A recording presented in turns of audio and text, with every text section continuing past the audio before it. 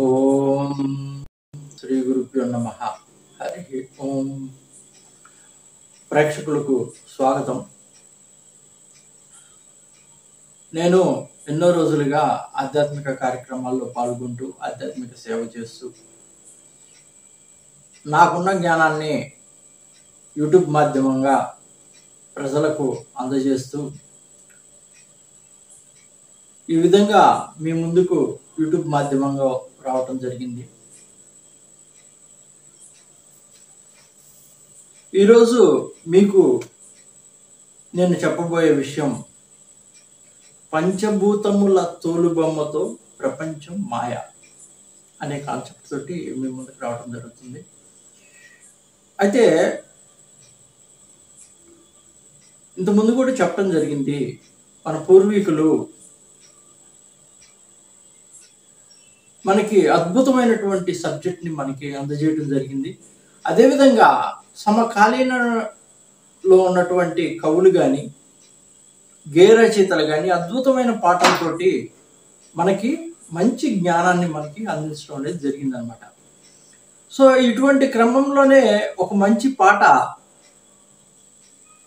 ఇప్పుడు మీ ముందుకు అందజేయబోతున్నాను. ఆ పాట ఏంటంటే, వస్తా ఒట్టిదే పోతా ఒట్టిదే ఆశ ఎందుకంట,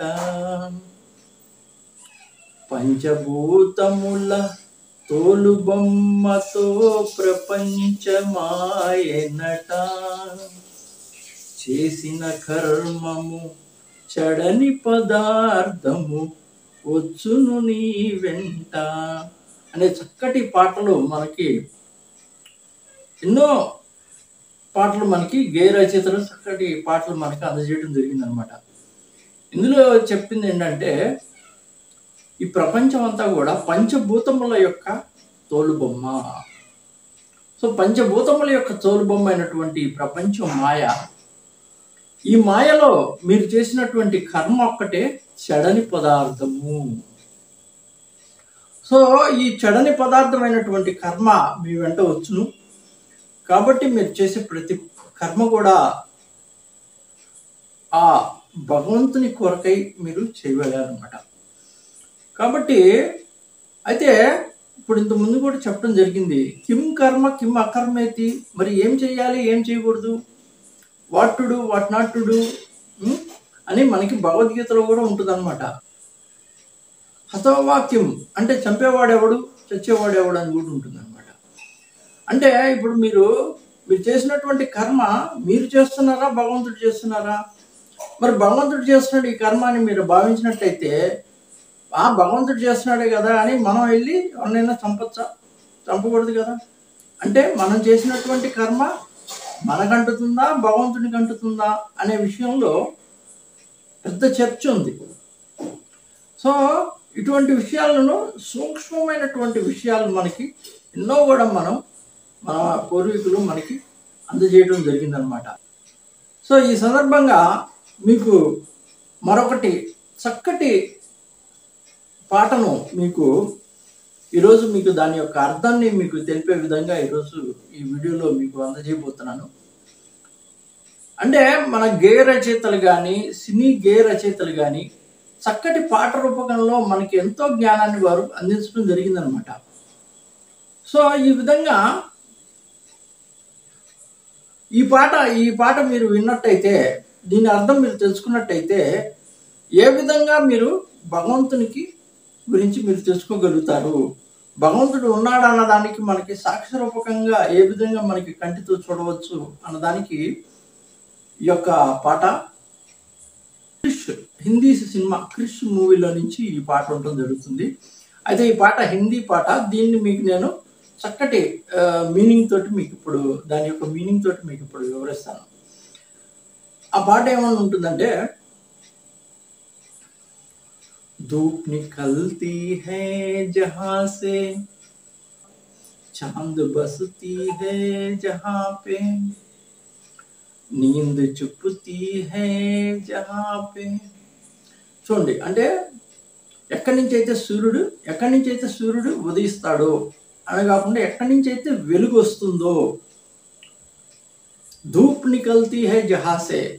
సో ఆ వెలుగు ఎక్కడి నుంచి అయితే ఉదయిస్తుందో, చంద్రుడు ఎక్కడైతే ఉంటాడో, నీందు చుపుతీ హై జహాసే. ఇప్పుడు ఇంతకుముందు కూడా నేను మీకు చెప్పడం జరిగింది, మీరు నిద్రని జాగ్రత్తగా గమనించండి.